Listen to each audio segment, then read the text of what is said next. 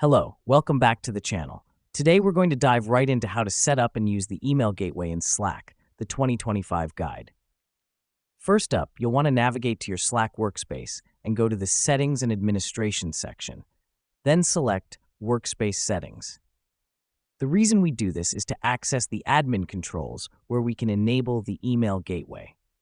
Next, find the Email Gateway option. Now, if you don't see this option, don't panic. It might be because your workspace isn't on the right plan. Email Gateway is available on certain paid plans only. Once you've found the Email Gateway option, simply turn it on. This is essential because it allows Slack to receive emails, which then convert into messages.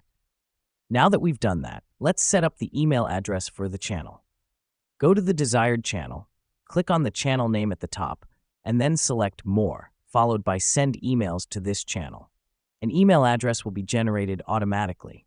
This email address is unique to the channel, and it's what you'll use to send emails into Slack. So you've got your email address. What's next? Well, now you can start sending emails to this address. When an email is sent to this address, it appears as a message in the Slack channel.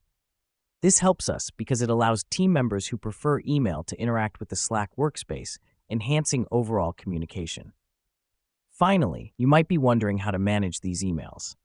Well, Slack provides you with the ability to manage and filter the emails that come into the Slack channel. You can set up who can send emails to the channel and even manage attachments.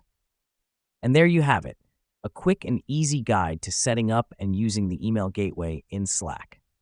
Remember, the email gateway is a powerful tool that can greatly enhance your team's communication. Thanks for tuning in. And until next time, happy slacking.